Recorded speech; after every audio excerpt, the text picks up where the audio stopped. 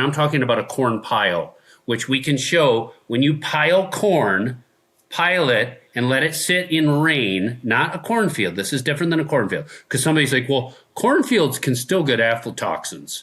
I mean, little bit. And they test for that when you harvest it, and it's usually extremely minimal. When you put a corn pile out, you're inviting it. And after 7 days, if you look at any data on how much of the aflatoxins are in corn, after 7 days, when it gets rained on, the aflatoxins explode. It decimates your turkey population. It creates predation around those bait sites. Some people might say, the deer around my corn piles are actually nocturnal. Yeah, because they're going up to these corn piles freaked out, because they're like, every time I go there, the coyotes have figured out that that's where we all go, and they start annihilating us. You know, all the dumb deer. Well, they obviously know there's pressure they know that. associated with so the corn. Google predation around bait sites, predation around corn piles. It's obscene. Then even Google things like, what do corn piles do to the natural browse and habitat, or oak regeneration, which is hundreds of millions of dollars economy in Ohio. Your oaks, your white oak. What do you think corn piles do to oak regeneration? This isn't destroys something I've heard it yet. Okay, so this is why when I say something in any podcast anywhere, people say things and I'm like, what did he just say? I don't think there's any merits to that. That's what I'm saying. Just go look this up, because I know this stuff inside and out. But just Google, what do corn piles do to oak regeneration?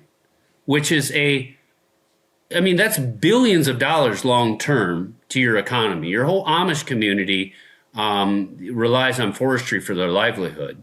You know, your whole economy, even landowners. So what you're doing with these corn piles now is screwing people 20, 50, 100 years from now. Big league. I mean, it ruins oak regeneration. It ruins forest health. And I could just keep going down the list. The nutrition value, the pulling the bait away when the season ends, you know, and then they especially destroy the habitat around the bait sites, because they're like, there's 100 of us, and we don't have all this delicious corn piles here. What's left? Nothing left. And then they just become in far less ideal health than had that not happened, had the forest been properly managed. And then even the things like today, I'm going to go run my chainsaws to do timber stand improvement, to improve my timber for the future value for oak regeneration, all those things. Like, you know, and I can compare Ohio to Iowa. You know, going from Iowa to Ohio, when I see the timber stand improvement work, I'm not saying it doesn't happen in Ohio, but at a far less prevalence.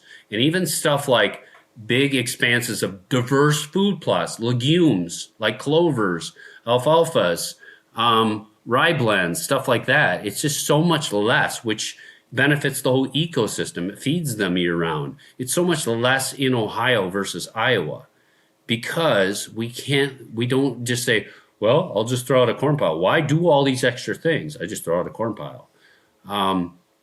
The list of negatives literally on corn piles are proven. Scientific or just from a practical hunting standpoint on data on like hunter recruitment between states, keeping kids captivated. You know, there's so many facts and receipts that corn piles have just a huge list of negatives. And then you say 50 negatives, and I could give you 50, but I won't bore you. How many positives are there? There's some. Helps me kill deer easier. I don't have to take the time to scout. And I sell bait to hunters. Well, I was going to say, Skip. What else? You've nailed these. The only, supposed benefits. What do you say to? And I'd love to have Mike Rex on. I don't know the Mike will come on, but I listened to him on the Hunter podcast. And Mike is the president of the Ohio Wildlife Council, and apparently, and I Google this, but I think he's kind of one of the top of the chain of who the Ohio DNR listens to, and they help lobby to make change in things. And Mike's big his sentiment on the hunter podcast was, we lose bait, we lose hunters. We lose hunters, we lose votes. And I'm going to give you the whole long-winded was, if we take bait, we lose hunters. If we lose hunters, we lose votes. Well, but this is the part that I think he probably bolstered a more captive audience in, because this is where I'm curious if you agree or disagree, is if we lose hunters and we lose votes, when we lose votes, we lose. Mike said, and this is the part I agree with him. He said the hunting community is not unified. It is a very ununified community. In the community that wants to ban hunting, insurance lobbyists, all the people that are against hunting, let's say even Farm Bureau, they hate hunting, hate Farm animals. Bureau loves bait. They love bait. Well, we'll take them off then, but if you take a unified community against an ununified hunter community, that we lose in war. What do you say to that? I'd say that's a emotional argument that has no facts or realities based in it. And I don't mean to be harsh on that statement, but it has so many flaws in it. So you say, well, if we take away bait, it's not going to unify hunters. This bait is causing major division in hunters. Okay. Even like if I was a turkey hunter, I'd be like, do you deer hunters? And I wasn't a deer hunter and I don't turkey hunt. So I'm putting myself in the other shoe. If I was a turkey hunter, I'd be like, do you guys realize what you're doing to our sport? You're ruining this. And I'd be pissed off, rightfully so, because you're degrading. If I was a hunter, and I am a hunter and a forester, which I am, I'm both of those, I'd be really pissed off at the baiting, because I'm like, guys, you're destroying our future. You're destroying our timber. That's divisive. Baiting is divisive. The people who are like, dude, I actually did the work. I did timber stand improvement. I put in diverse food plots for the benefit of the soil and also to the birds, and cover for the pheasants and chicks and turkeys. And I do all this work. And then some dude just like, oh, I just throw a freaking corn pile on your fence. That's divisive right there. That's dividing hunters. And there's a line there. Go back to the 20-acre people, Skip. This was what I was going to tie earlier. Let's take the 100-acre farm, and let's take the ideology that we did split it to 4 25-acre tracts. Now we have more hunters on those 25-acre tracts. And what is each hunter on each 25-acre tract doing?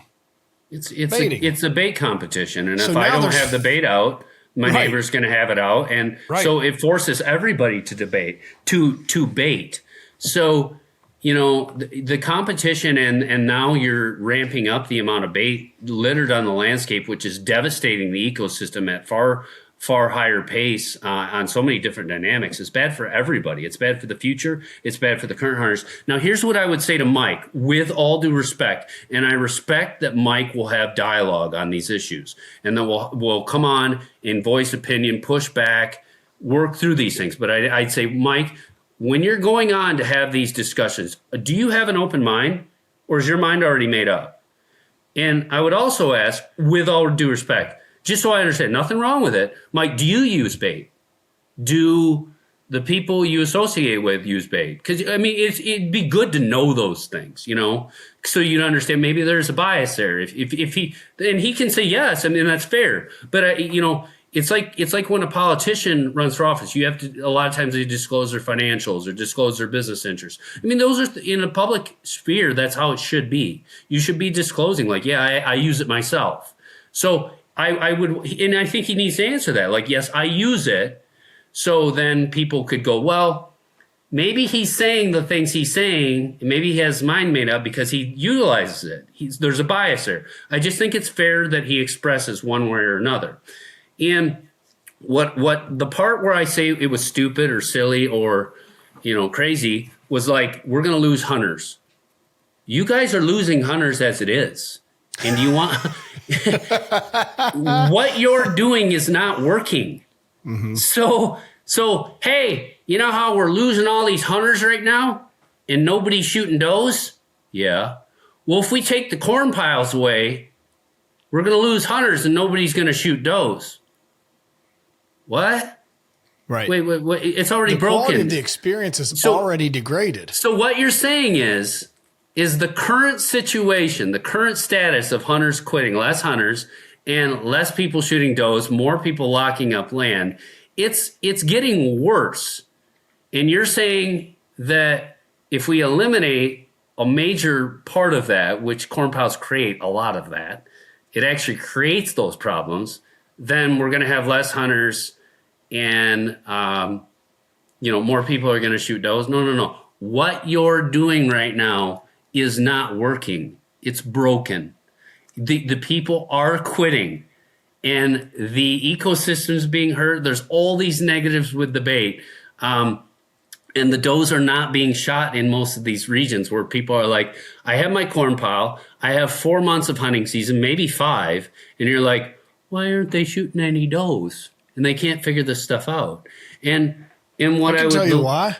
Yeah, I know. We all know why. We all know why. Non-residents, they don't come here to shoot does. Exactly. And you don't require them to shoot does. They buy a tag to shoot a buck. Exactly. Now here's the last thing I would just add to my statement, which is based in facts, not just some random tangent that has no logic to it, is you go, okay, so we think we're going to lose hunters if we eliminate bait. And we're not going to shoot does. Let's compare it to a state actually that's very similar to Ohio. Let's compare to Iowa. We're not losing any hunters. Our hunter retention on all of the 3 R's are stable or increasing. Our youth are not quitting. I mean, nothing like Ohio. I mean, we have stable rates, if not inclining. And then you say, okay, there's one element, though, that's the hunters quitting. How about the shooting does? We're shooting too many does. You're like, you're shooting too many does? Yeah, 99% of our state, guys have shot too many does and we're hurting. We're hurting for population. A lot of hunters,